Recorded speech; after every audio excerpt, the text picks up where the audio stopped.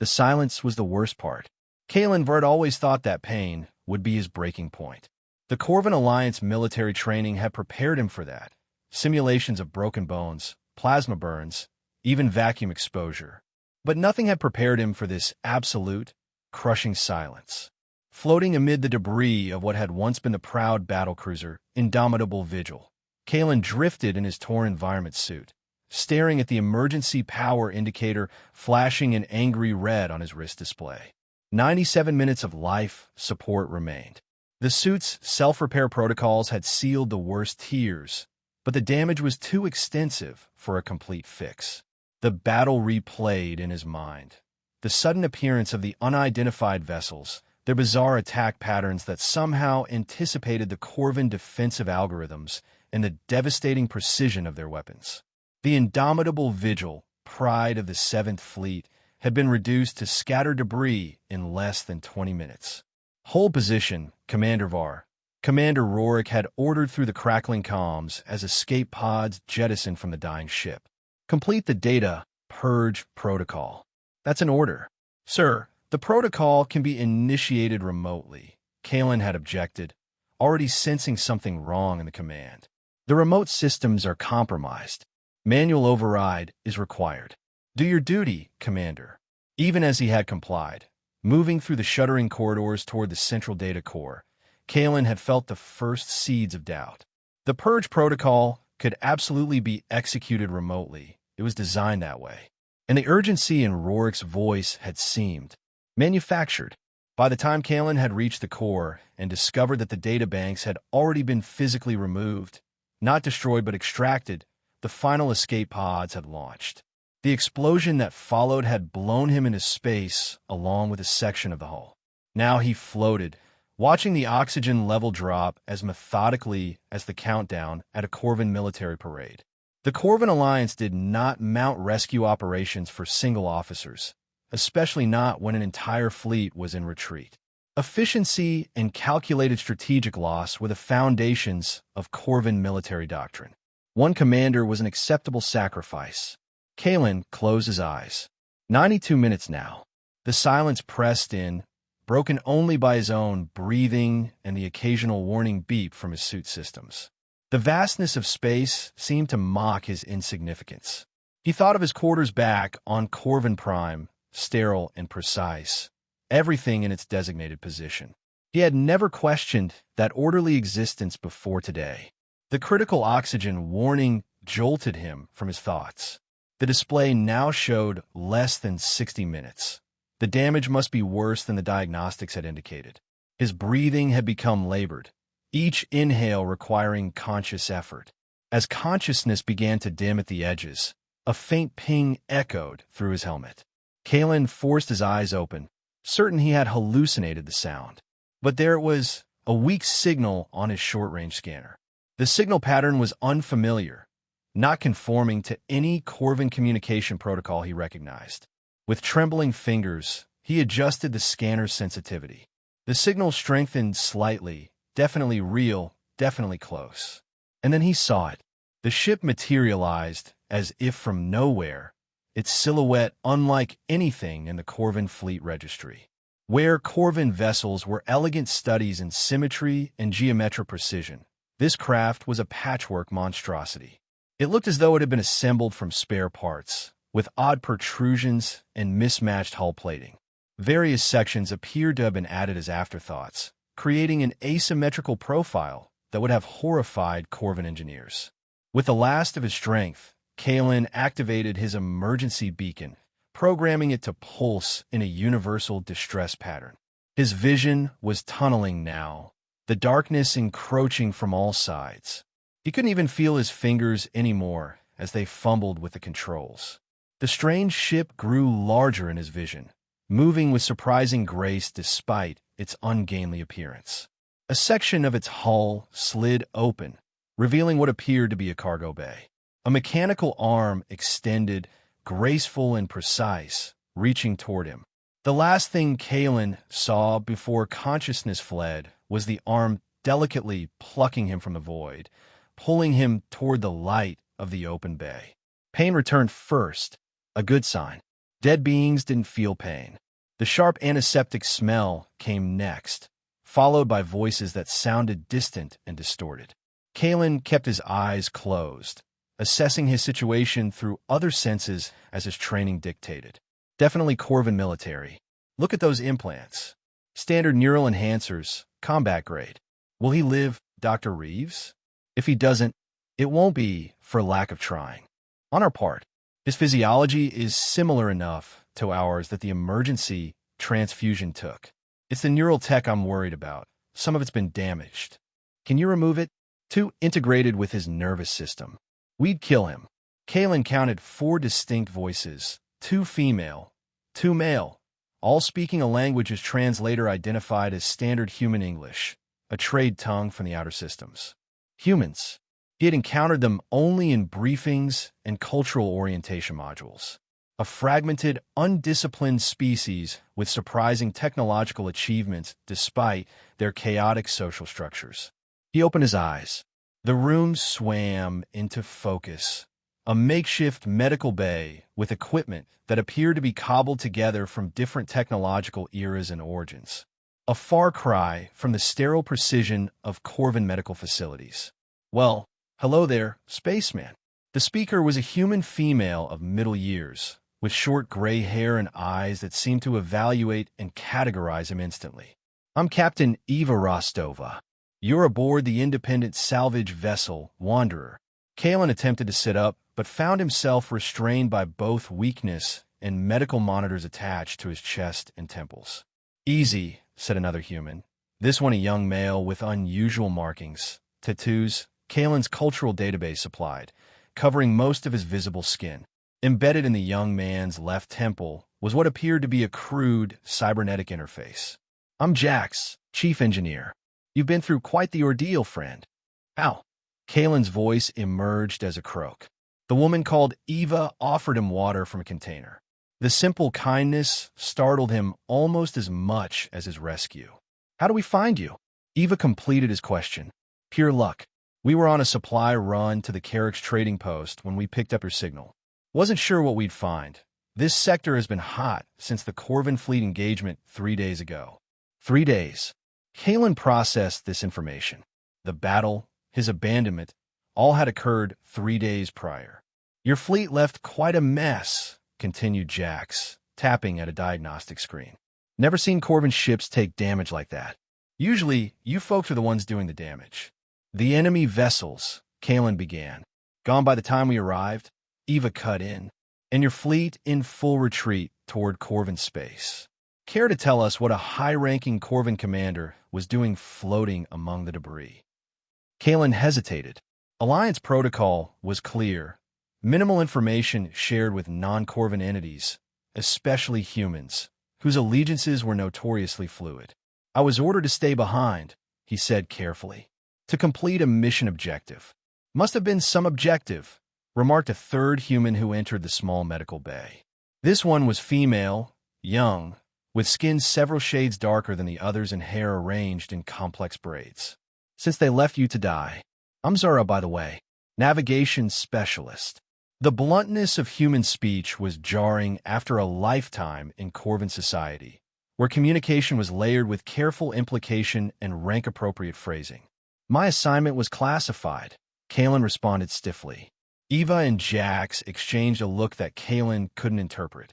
Human facial expressions were so much more pronounced than the subtle cues of Corvin communication.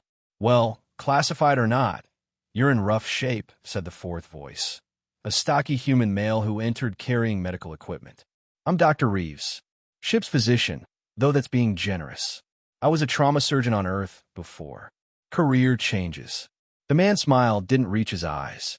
Your implants are damaged, but stable. The real concern was blood loss and vacuum exposure. Kalen nodded, taking stock of his body. Pain radiated from multiple points, but nothing felt critical. The humans had treated him effectively, if crudely. Why save me? He asked finally, the question that had been forming since he regained consciousness. Captain Rostova's expression shifted to something Kalen couldn't quite identify. Is that how it works in the Alliance? You need a strategic reason to save a life. Resources are allocated based on operational value. Kalen replied automatically. One officer, even of command rank, would not warrant diversion of a vessel during conflict conditions. A short, sharp sound escaped Jax, what Kalen's cultural database identified as a laugh, but containing no humor. Well, we're not Alliance military, Eva said. We're independents. Salvagers, traders, occasional smugglers when the pay is right. We don't leave people to die if we can help it, regardless of operational value. Call it human weakness. The concept was alien to Kalen, yet he couldn't deny the evidence of his continued existence as a result of this philosophy. I am grateful, he said, the words feeling strange on his tongue. Gratitude was acknowledged in Corvin society, but rarely expressed directly. Rest, instructed Dr. Reeves. The neural implant damage has your system working overtime. We'll talk more when you're stronger. As the humans filed out, Kalen found himself alone in the small medical bay. The ship hummed around him, its engineering clearly substandard by Corvin measures, yet somehow still functional. Through a small viewport, he could see the stars streaming past.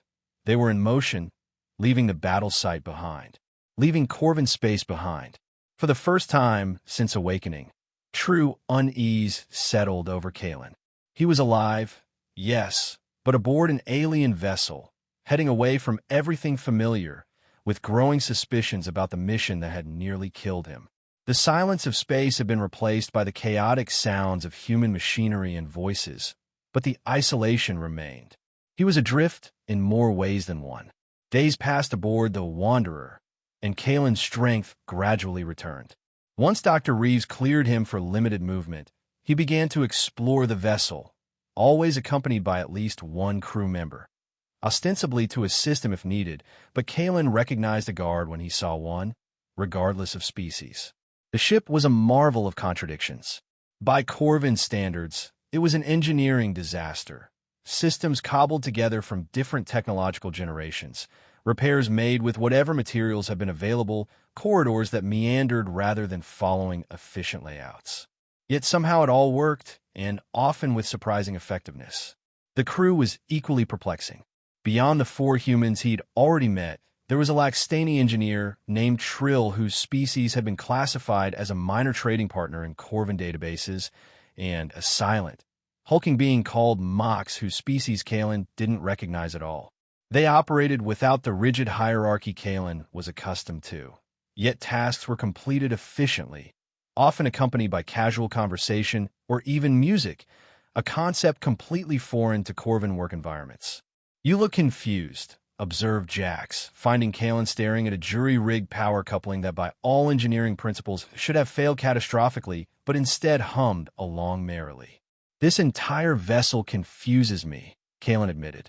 Nothing is standardized. Nothing follows proper protocols. Yet you maintain faster-than-light capability and life support functions. Jax grinned, revealing a gold-plated tooth, a decorative modification that would have been grounds for disciplinary action in the Alliance military. That's the beauty of human engineering. We make do. We adapt. It's inefficient, Kalen stated. Is it? Jax raised an eyebrow, tapping the crude implant at his temple, a self-designed neural interface he'd earlier explained to Kalen. Your standardized ships got their asses handed to them in that battle.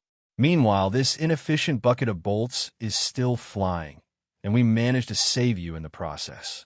The observation struck Kalen more deeply than he expected. The Corvin Alliance prided itself on technological superiority through standardization and precision. Yet their encounter with the unknown enemy had ended in devastating defeat. What do you know of the attacking force? Kalen asked carefully. Jax's expression grew more serious. Not much. They weren't broadcasting any recognition signals. Eva might know more. She has contacts throughout this sector. Later that cycle, Kalen found himself on the bridge, a cramped command center dominated by a view screen and surrounded by mismatched control stations. Captain Rostova was reviewing navigational data with Zara, but she waved him over. Dr. Reeves says you're recovering well, she observed. Good. We'll reach Talos Station in about 30 hours. It's an independent outpost. No Alliance presence, so you should be safe there. The implication wasn't lost on Kalen. You believe I am in danger for my own people? Eva's shrewd eyes assessed him. I think any military officer who gets left behind under suspicious circumstances might want to watch their back, especially when that military has a reputation for cleaning up loose ends. Kalen couldn't argue. The Alliance's approach to operational security was ruthlessly efficient. I've been reviewing the sensor logs from when we found you. Eva continued, activating a display. There's something odd about that battle site. The debris pattern suggests your ship was specifically targeted with a precision attack while the rest of your fleet was engaged elsewhere. That aligned with Kalen's fragmented memories. The indomitable Vigil was the command vessel, he acknowledged. It will be a primary target. Maybe, but typically in space combat, you'd see broader damage patterns. This looked surgical, like they knew exactly where to hit and what they wanted. Kalen hesitated, then made a decision. These humans had saved his life. They deserved some measure of truth. Before the final explosion, I discovered that the central data core had been physically removed from the ship. Not destroyed, extracted. Eva and Zara exchanged glances. So it was a raid, not just an attack, Zara said. They wanted something specific. What was in that data core? Eva asked. Operational data, strategic analysis, and Kalen paused, considering the implications. Research findings from our scientific division's deep space anomaly studies. We had been investigating unusual energy signatures at the edge of Corvin territory for months. Jax, who had joined them on the bridge, let out a low whistle. And then someone shows up with advanced technology and takes the research. That's not a coincidence. No, Kalen agreed. But what troubles me more is Commander Rourke's insistence that I stay behind to purge already stolen data. You were being set up, Eva stated flatly, either to die in the explosion or to take the blame for the loss of the data. The conclusion matched Kalen's growing suspicions, but hearing it stated so bluntly by this human captain made it suddenly, painfully real. His entire career had been defined by loyalty to the Alliance and belief in its principles of order and efficiency. The idea that his superiors had deliberately sacrificed him was a sudden alarm cut through his thoughts. Zara's hands flew across her console. Captain, we've got a vessel on long-range sensors, approaching fast. It's running dark, but the energy signature is Corvin. How did they find us? Jax demanded. All eyes turned to Kalen.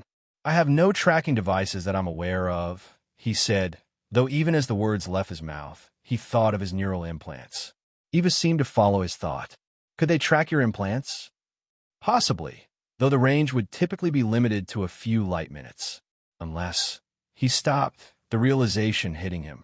Unless my command codes were used to enhance the tracking capability.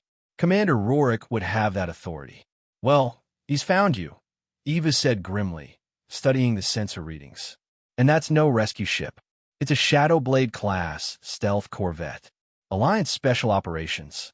Black Ops, Jax translated unnecessarily. The kind they send when they don't want anyone to know they were there. Eva's decision was immediate. Zara, plot a course through the Ceres Nebula. Maximum turbulence zones. Jax, I need everything the engines can give us. Mox, she called into the comm. Prepare for potential hostile engagement. Kalen watched the efficient response of the crew, still lacking the precise choreography of Corvin operations, but displaying a flexible adaptability that was impressive in its own right. I've endangered your vessel, he stated, the realization heavy in his chest. We knew the risks when we brought you aboard. Eva replied without hesitation. The Alliance doesn't own this sector of space, regardless of what they think. The pursuing vessel closed the distance with alarming speed. Soon it was visible on the main view screen, sleek, predatory, and unmistakably Corvin in its geometric perfection. The sight of it stirred conflicting emotions in Kalen. The ingrained pride in Alliance engineering excellence warring with his new understanding of possible betrayal. They're scanning us, Zara reported. And they're hailing. Eva nodded. On screen, the view screen flickered, and Kalen felt his spine stiffen involuntarily at the familiar face that appeared. Commander Rourke, his former superior, the man who had ordered him to stay behind on the doomed ship. Rorik's expression showed a flicker of surprise at seeing Kalen, quickly masked behind the typical Corvin emotional control. "Captain Rostova," Rorik said smoothly. "This is Commander Rorik of the Corvin Alliance vessel, Silent Justice. You have one of our officers aboard. We appreciate your rescue efforts, but Commander Var must be returned immediately for debriefing and proper medical attention." Eva's posture remained casual, but Kalen noted the tension in her hands where they rested on the command console. "Commander Rorik, what a coincidence finding you in this remote sector. Your officer is receiving excellent care, and we're en route to a station where he can arrange his own transportation if he wishes." Rorik's eyes hardened. "This is not a request, Captain. Commander Var possesses classified information. His neural implants alone are Alliance military property. Surrender him immediately, or we will be forced to take action." "Under whose authority?" Kalen found himself speaking, stepping forward to be visible in the transmission. "The same authority that ordered me to purge data that had already been stolen? The same authority that ensured I would be left behind when the indomitable Vigil was destroyed." Rorik's expression didn't change, but his voice took on a harder edge.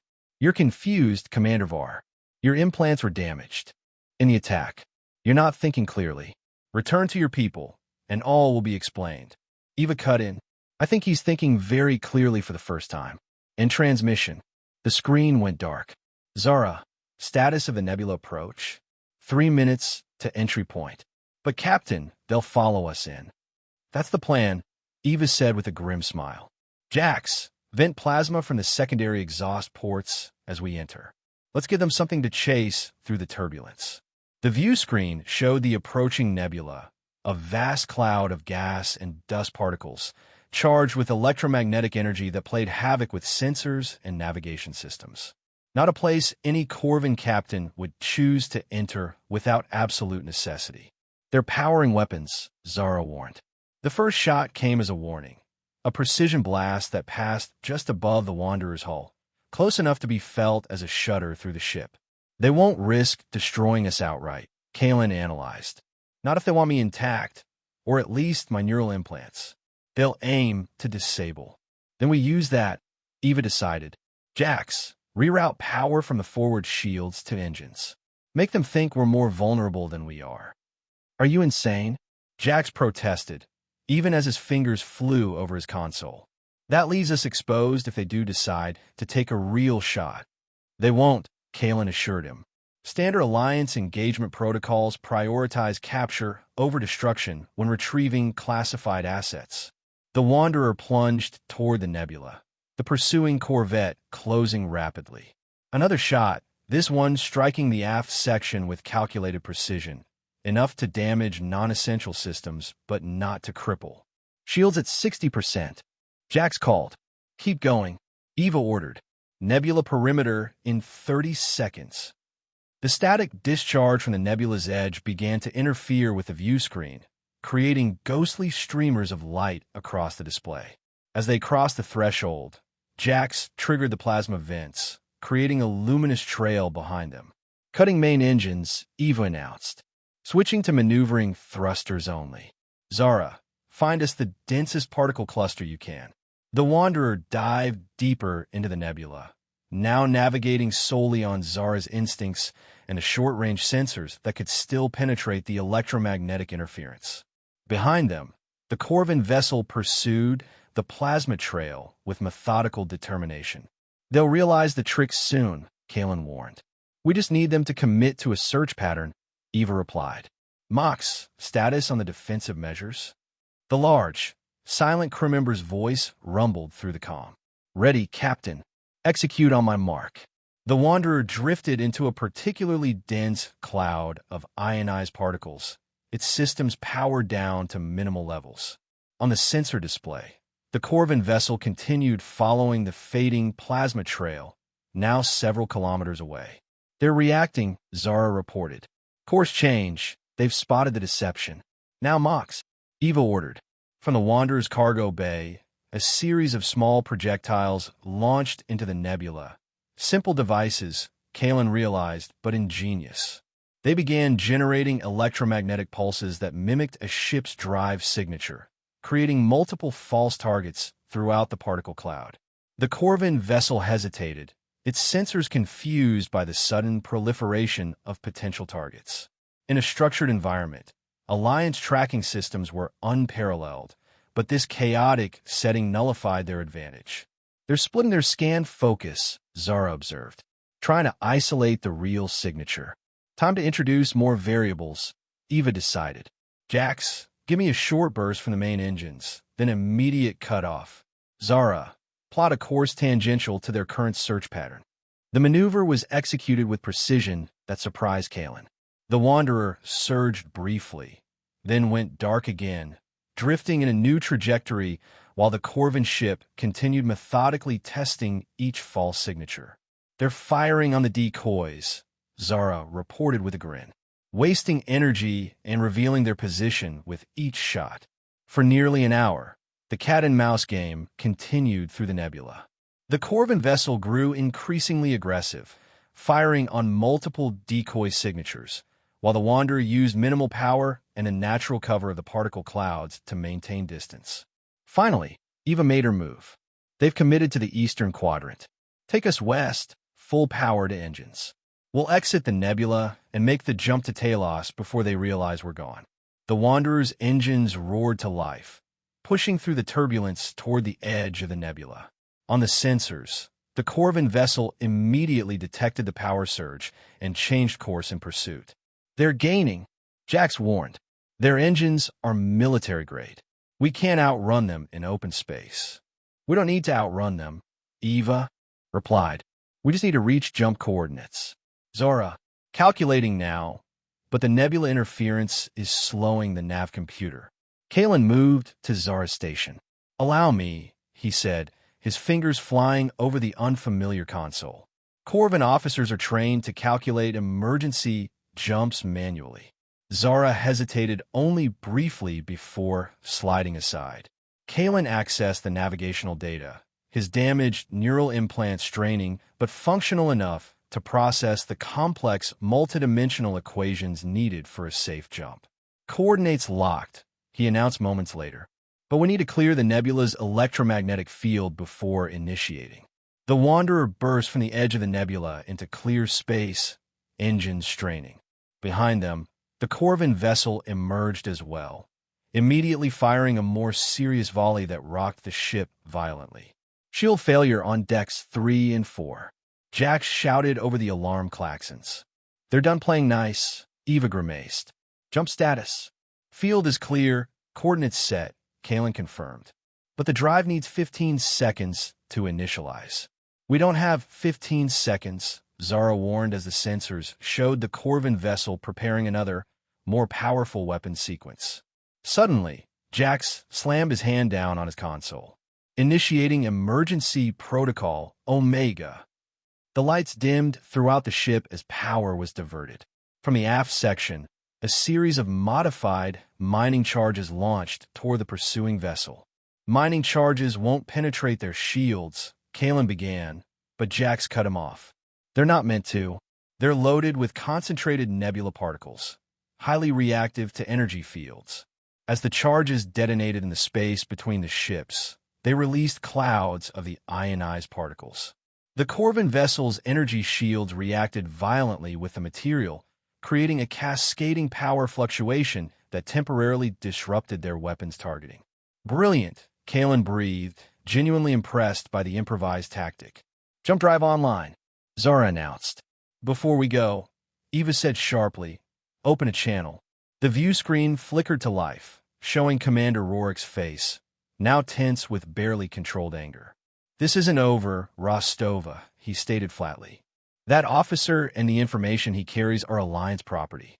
"That's where you're wrong," Eva replied. "People aren't property, Commander.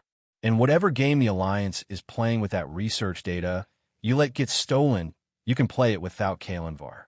Kalen stepped into view once more, facing his former commander. "What was on that data core, Rorik?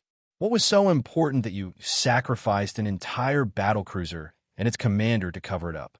For a moment, Rorik's Corvin composure slipped, revealing genuine alarm. You don't understand what's at stake. The anomaly research, it wasn't what you were told. Return now, and I can ensure your reintegration. Continue this path, and you'll be declared a traitor to the Alliance. I think I already was, Kalen replied softly. The moment you gave that order. Eva nodded to Zara. Initiate jump. The stars on the view screen stretched into lines as the Wanderer leapt into faster-than-light travel, leaving the Corvin vessel and Kalen's former life behind. The aftermath of their escape was a flurry of damage control and repairs. The Wanderer had sustained significant damage to its outer hull and several key systems. Jax coordinated the repair efforts, assigning crew members to priority tasks with an efficiency that reminded Kalen of Alliance protocols, albeit with considerably more colorful language. Kalen found himself automatically joining the repair teams, his military training making him valuable in crisis management. The crew accepted his help without question, treating him as one of their own rather than a passenger or potential threat. The experience was disorienting but not unpleasant. Hours later, with the ship stabilized and on course for Talos Station at reduced speed, Eva called for a meeting in the ship's small communal area. The entire crew gathered, humans and non-humans alike, their faces showing fatigue, but also the satisfaction of having successfully evaded a superior force. First, Eva began, I want to acknowledge everyone's work during the pursuit. Textbook evasion, if textbooks were written by lunatics. This drew tired laughter from the crew. But we need to discuss our situation. The Alliance now knows we have Commander Var aboard, and they've committed significant resources to retrieving him. That makes Talos Station potentially problematic. They have operatives everywhere, Kalen confirmed, even at independent outposts. So we find another port, Jack suggested. The Outer Rim has plenty of stations that don't ask questions. It's not that simple, Eva replied. We need repairs beyond what we can handle ourselves, and most Outer Rim facilities lack the technical capabilities we need. She turned to Kalen. Which brings us to you, Commander. We're now all at risk because we chose to save you. I need to know what we're dealing with. All eyes turned to Kalen. He felt a strange mixture of emotions. Gratitude toward these people who had risked everything for him, anger at the betrayal by his own command, and uncertainty about his path forward. The anomaly research, he began carefully, was classified at the highest levels. I was aware of its existence, but not its specific findings. What I do know is that the deep space anomalies we were studying showed signs of artificial origin, potentially a new form of propulsion technology or communications network created by an unknown species. Unknown to the Alliance, or unknown to anyone? Dr. Reeves asked. Unknown to the Alliance, Kalen clarified. But based on Rorik's reaction, I suspect the research may have discovered something significant, something that would alter the balance of power in this sector. And then convenient attackers appeared to steal it, Zara said skeptically, with tactics that somehow countered your military algorithms perfectly. The implication hung in the air. Kalen had been considering it himself since their escape. You think it was staged, he said, that the Alliance orchestrated the attack on its own ship. It fits, Eva replied. Create an incident, blame it on raiders or insurgents. Use it to justify whatever they want to do next. Meanwhile, the actual data is safely in Alliance hands, and the only loose end is... She gestured toward Kalen. Me. The weight of this possibility settled heavily on him. But why? The Alliance has always been expansionist, but methodical. This level of deception against its own forces suggests desperation. But they found something in those anomalies that scared them, Jax proposed. Something they're willing to sacrifice their own people to control. The theory resonated uncomfortably with Kalen's growing suspicions. The Alliance's emphasis on order and control extended to all aspects of society, including the control of information. If the anomaly research had revealed something that threatened the established power structure, whatever the truth, Eva said, interrupting his thoughts, we need a plan. The Alliance wants you badly enough to send a black ops vessel after you. That puts us all in their crosshairs. I should leave your ship at the nearest opportunity, Kalen stated. You've done more than enough. risked more than enough for someone who was a stranger and an enemy. Former enemy, Zara corrected with a small smile. And where would you go? Eva challenged. With damaged implants and no resources? The Alliance would find you within days. She's right, Jax agreed. You need allies, and for better or worse, you've got us. Kalen looked around at the assembled crew, humans and non-humans united in their independence from larger powers like the Alliance.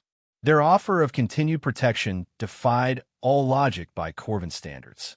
It was inefficient, dangerous, and offered minimal strategic advantage. It was also, he realized, the first truly free choice he'd been offered in his entire life. If I stay, he said slowly, I put targets on all of you. But I also may be able to help uncover whatever truth the Alliance is hiding about the anomalies, about the attack, about all of it. Truth is a rare commodity in this sector of space, Eva replied. But I've always found it worth the risk. She looked around at her crew. We vote on major decisions that affect everyone, all in favor of keeping Commander Var aboard and helping him discover what the Alliance is hiding. Every hand rose without hesitation. Against? Silence. Then it's settled, Eva concluded. Welcome to the crew of the Wanderer, Kalen Var. Hope you don't mind getting your hands dirty. For the first time since his rescue, Kalen felt something unexpected. Not just gratitude, but belonging. I'm beginning to see the value in a little dirt, he replied, earning smiles from around the table. The impromptu celebration that followed was unlike anything in Kalen's experience. Loud, chaotic, and genuinely joyful. Humans, he was discovering, approached even crisis with a remarkable capacity for finding moments of happiness. Later, as the others retired to their quarters, Kalen found himself on the observation deck, staring out at the stars streaming past in FTL transit. Eva joined him, offering a container of what turned out to be potent human alcohol.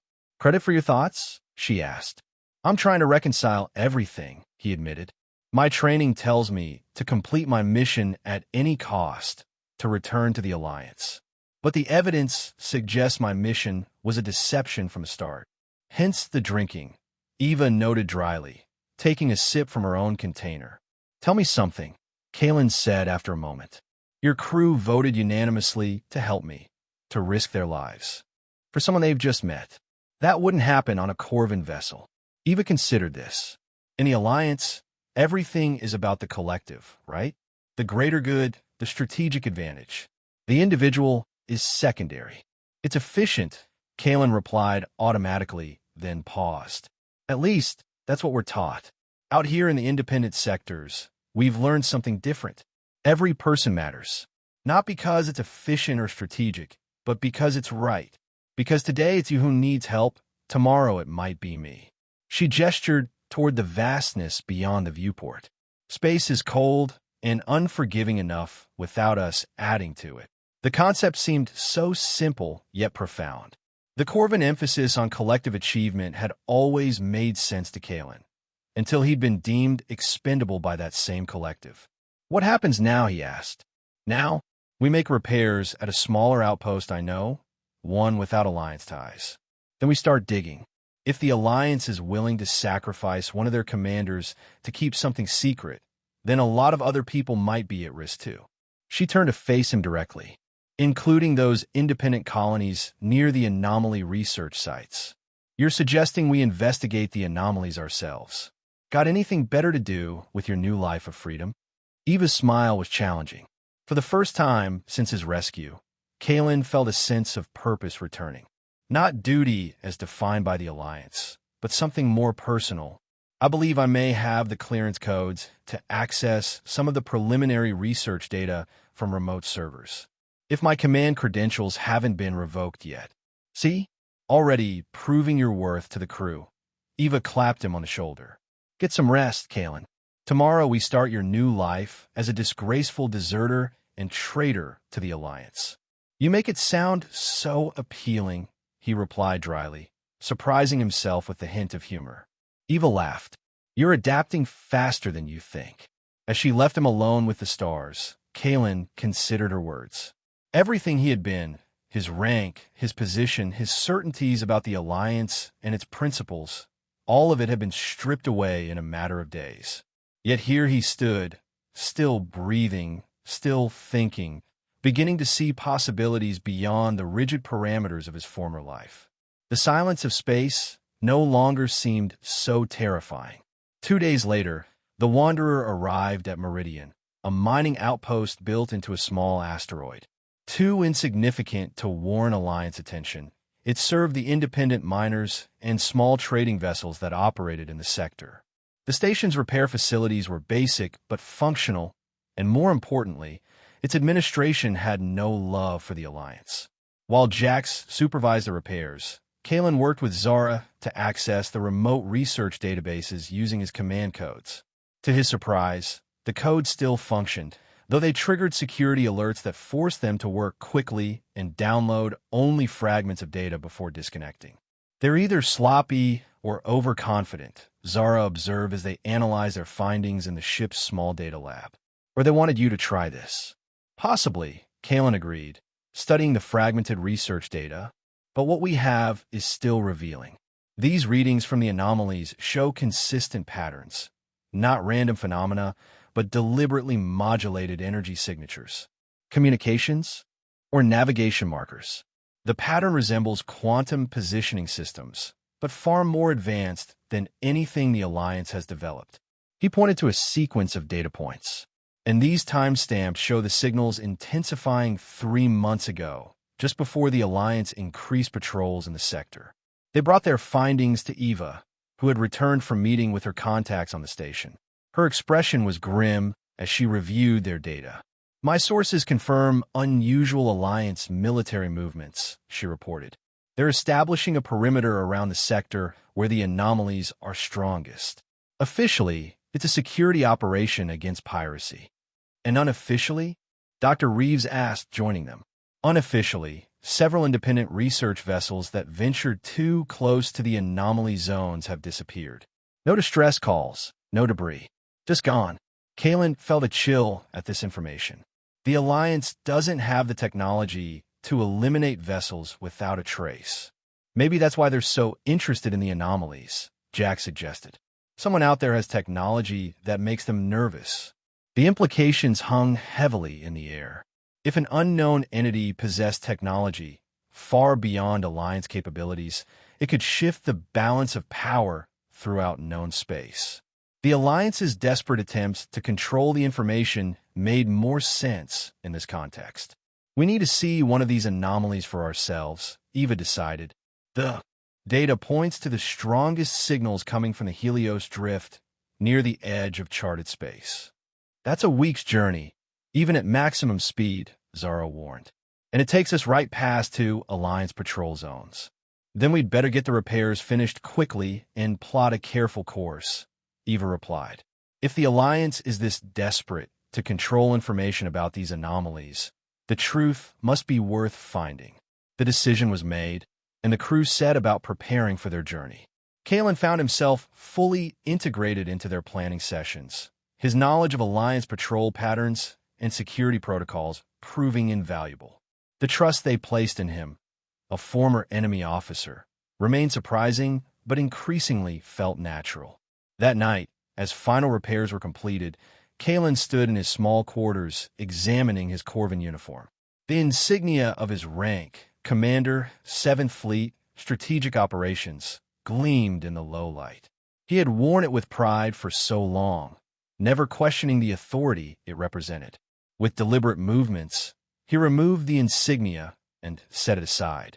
The Alliance had discarded him. It was time he returned the favor.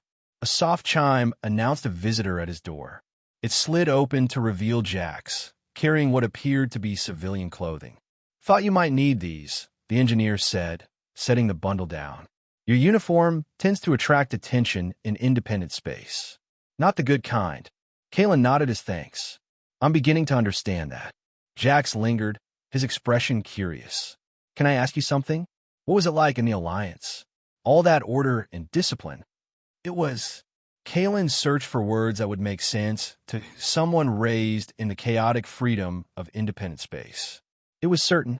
Every day, every interaction, every decision had protocols and parameters. There was security in that certainty. Sounds suffocating, Jax observed. It can be. Kalen surprised himself with the admission. But when you've never known anything else, you don't recognize the constraints. You see only the structure that supports you. Until it doesn't, Jax added pointedly. Yes. Kalen picked up one of the civilian shirts, a simple blue fabric without insignia or rank indicators. Until it doesn't. Jax nodded, satisfied with the exchange. We break orbit in 4 hours. Eva wants everyone on the bridge for departure. I'll be there. When Jax had gone, Kalen changed into the civilian clothes. They felt strange against his skin, looser, less formal, lacking the subtle pressure points that Corvin uniforms use to maintain proper posture at all times. He caught his reflection in the small mirror on the wall and barely recognized himself. Without the uniform, without the rigid posture it enforced, he looked human. The thought was both disturbing and oddly liberating. For hours later, the Wanderer broke orbit from Meridian Station, its repairs complete enough for the journey ahead. The bridge was crowded with the entire crew present as Eva laid out their mission.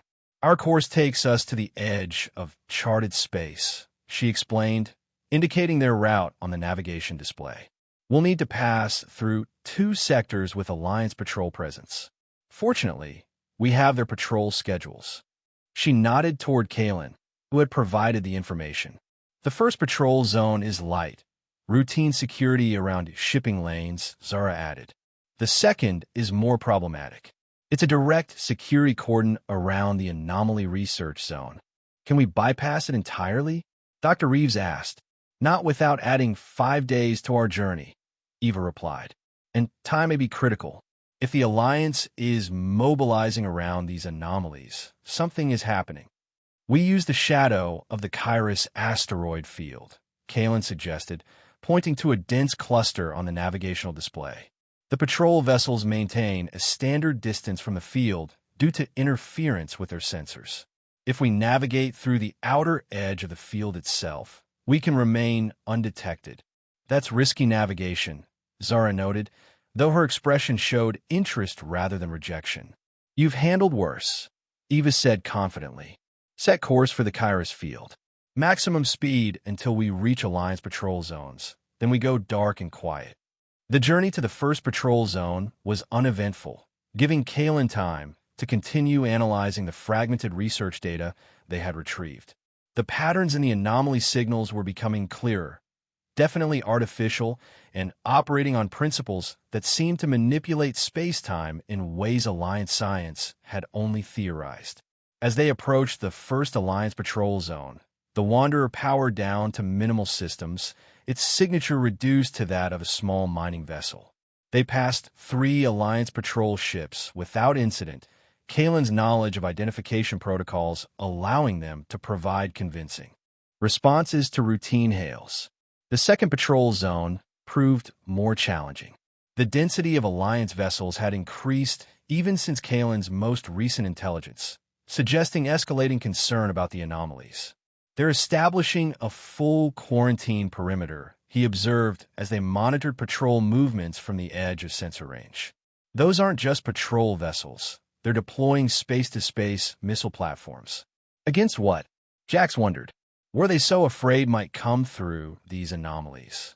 The question remained unanswered as they approached the Kairos asteroid field.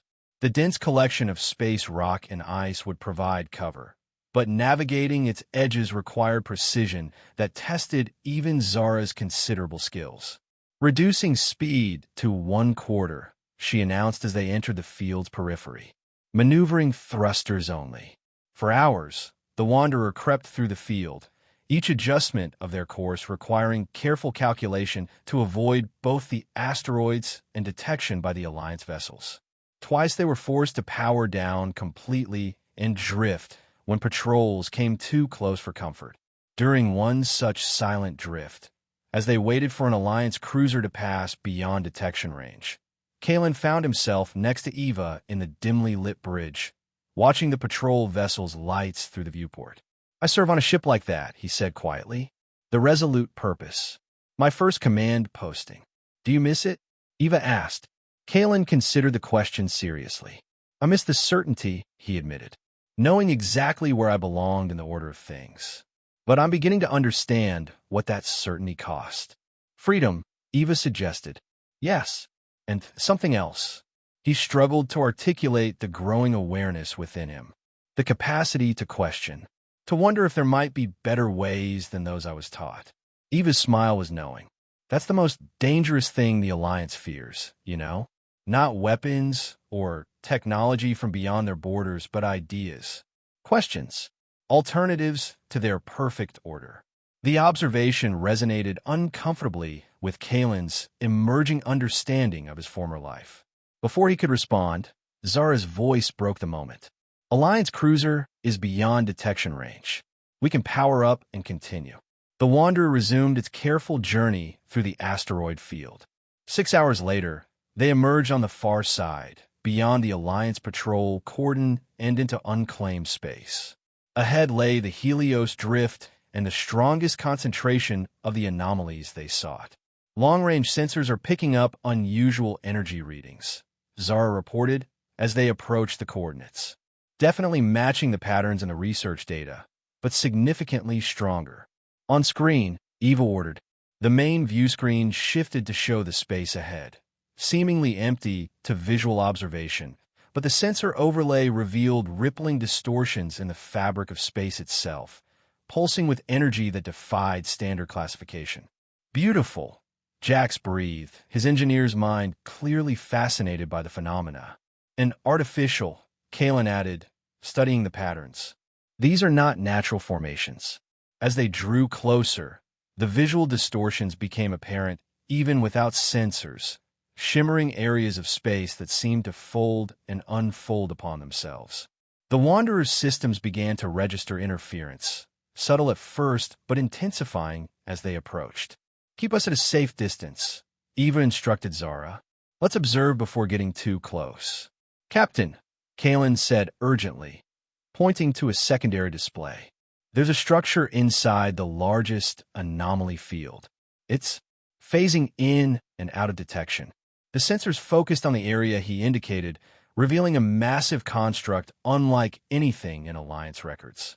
It appeared to exist partially in normal space and partially elsewhere, its geometry impossible to define completely as it shifted between states of matter. That's not Alliance technology, Eva stated unnecessarily. Not Corvin, not human, not any known species. It's a gateway, Kalen realized, the patterns finally making sense to him. The anomalies are entry and exit points for a transportation network that operates on principles beyond our current understanding. A gateway to where? Dr. Reeves asked the question they were all thinking. Before anyone could theorize further, the sensors blared a warning. Multiple ships approaching, Zara announced tensely. Alliance signatures. They must have detected our passage through the patrol zone. How many? Eva demanded.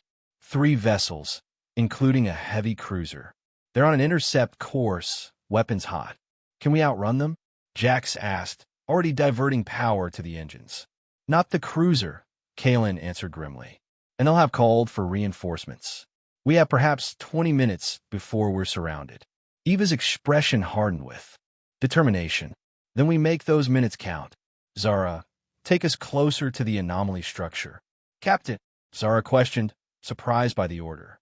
The Alliance has established a perimeter around these anomalies for a reason. They fear what's on the other side, or they want to control access to it. Either way, our answers are through that gateway, not running from it. We don't know what's on the other side, Dr. Reeves pointed out, or if the Wanderer can even survive the transition. The anomaly patterns suggest the gateway is calibrated for vessels of approximately our mass, Kalen observed, quickly analyzing the data. The Alliance research was focused on determining safe passage parameters. And did they? Jax asked. The data is incomplete, but it suggests successful theoretical models. Kalen met Eva's gaze. It's a risk, but may be our only option besides capture or destruction. Eva turned to her crew. I won't make this decision alone. This puts everyone at risk. One by one, the crew members nodded their agreement. They had come this far together. They would face whatever lay ahead as a unit. Take us in, Zara, Eva ordered. Jax, divert all available power to shields and structural integrity. The Wanderer accelerated toward the largest anomaly, its central point now visibly distorting into what appeared to be an opening in space itself. Behind them, the Alliance vessels closed rapidly, the lead cruiser firing warning shots that flashed past their hull. "They're hailing us," Dr. Reeves reported. On screen, Eva commanded. Commander Rorick's face appeared, his expression cold with fury. "Captain Rostova, you are violating a restricted zone. Power down your vessel immediately, or we will open fire." "Your restricted zone seems to encompass a technology you don't own or understand, Commander," Eva replied calmly. "We're simply investigating." "That technology is under Alliance protection," Rorick insisted. "For the safety of all systems in this sector." Kalen moved into view of the transmission. "Protection or control? What did the research really find, Rorick? What came through these gateways that frightened Alliance commands so badly they're willing to destroy anyone who gets close?" Rorick's composure slipped momentarily, revealing genuine alarm. "Var, you fool. You have no idea what you're tampering with. Those gateways lead to regions of space we aren't prepared to encounter. The entities on the other side." "What entities?" Eva pressed, but Rorick had regained his control. "Final warning. Power down or be destroyed." Eva cut the transmission. "Zara, status of the anomaly? We're 30 seconds from entry range. The gateway appears to be responding to our approach. It's widening." The view screen showed the distortion growing larger, pulses of energy reaching out toward the Wanderer like tendrils of light. The ship's systems fluctuated as they crossed the outer boundary of the anomaly field. "Alliance cruiser is locking weapons," Dr. Reeves warned. "They're not bluffing." "Evasive pattern Delta," Eva ordered. "Keep us on course for the gateway, but make us a harder target." The Wanderer began a series of unpredictable maneuvers, still driving toward the heart of the anomaly.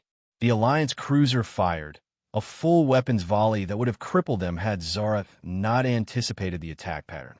Even so, one beam struck their aft section, causing the ship to shudder violently. "Shields at 40%, Jax reported. "Another direct hit like that, and we're done." 15 seconds to gateway entry, Zara called out, her hands flying over the navigation controls. The anomaly pulsed brighter as they approached, the gateway now fully formed, a swirling vortex of energy that seemed to bend light and matter around its edges. The sensors went wild, unable to properly interpret the readings from the phenomenon. "Alliance vessels are launching interceptors," Dr. Reeves announced. "They're trying to box us in." "Too late," Eva replied grimly. "Zara, take us through." The Wanderer plunged into the heart of the gateway. For a moment, reality itself seemed to stretch and compress around them. Every system on the ship fluctuated wildly. The view screen filled with impossible colors that human eyes had never evolved to process. Kalen felt the strange sensation of existing in multiple states simultaneously, solid yet fluid, present yet dispersed. The damaged neural implants in his brain flared with pain, then went completely silent. And then they were through. The chaos subsided, the ship's systems stabilizing one by one. The view screen cleared to show normal space once more, but not the space they had left. The stars were arranged in unfamiliar patterns. A massive nebula dominated one quadrant of the view, its swirling gases glowing with colors that seemed more vivid than any Kalen had seen before. "Where are we?" Jax whispered, staring at the alien starscape. "Zara, check the navigation systems. No match to any charted region. We're somewhere else entirely." "The Alliance vessels?" Eva asked. "No sign of pursuit," Dr. Reeves confirmed after checking the sensors. "The gateway appears to have closed behind us." Kalen moved to the science station, examining the readings. "This is remarkable. The composition of space itself has subtle differences. The background radiation, the light spectra from the stars, similar to our universe, but with variations that suggest fundamental physical constants may have slightly different values." "Are you saying we're in a different universe?" Eva asked, the implication staggering. Not necessarily, Kalen replied. Perhaps a different region of our universe, unreachable by conventional travel, or a parallel dimensional plane. The gateway technology operates on principles beyond our current understanding. The crew fell silent, absorbing the magnitude of what had just occurred. They had fled the Alliance only to find themselves in uncharted territory, possibly unreachable by any means except the gateway they had just traversed. "Captain," Zara said suddenly, her voice tight with alarm. "I'm detecting an energy signature. It's approaching from the nebula." All eyes turned to the view screen as a vessel emerged from the glowing gases. It bore no resemblance to any ship design Kalen had ever encountered. Organic yet mechanical, flowing lines intertwined with geometric precision, illuminated from within by the same impossible colors they had witnessed in the gateway. "It's beautiful," Eva murmured. The alien vessel approached cautiously, its size becoming apparent as it drew nearer. At least 4 times the mass of the Wanderer, yet moving with incredible grace. No weapons were visible, but power readings suggested capabilities far beyond their own. "They're scanning us," Jax reported, monitoring the systems. "But it doesn't feel aggressive. More curious." "Open a channel," Eva instructed. "All frequencies, universal greeting protocol." Dr. Reeves complied, transmitting the mathematical sequences designed for first contact scenarios. For several tense moments, there was no response. Then, suddenly, the main computer console illuminated with symbols unlike any human or Corvan language. "They're responding," Kalen observed, studying the unfamiliar script, but not in any known language. The symbols shifted and morphed, as if the alien intelligence was experimenting with communication forms. Gradually, they began to resemble letters and numbers, still strange but increasingly recognizable. "They're adapting to our language parameters," Kalen realized, learning in real time. Finally, words appeared on the screen. "Visitors from beyond. Why have you come?" Eva looked to her crew, then stepped forward. "We are travelers from another region of space. We came through the gateway while escaping pursuers. We come in peace, seeking understanding." There was a pause before the response appeared. "The gateways were closed to prevent conflict. Your arrival suggests the closure was incomplete." "Who are you?" Eva asked. "We are caretakers, observers, guardians of passages between realms." Kalen moved closer to the console. "The Alliance, our pursuers, they've been studying your gateways. They fear what might come through." The response came more quickly now, with reason. "Others have used our network to expand dominion. We closed the passages to prevent further incursions." "Others?" Eva questioned. "What others?" "Entities like yourselves, but older. More evolved. More aggressive. They call themselves the Corvan Alliance."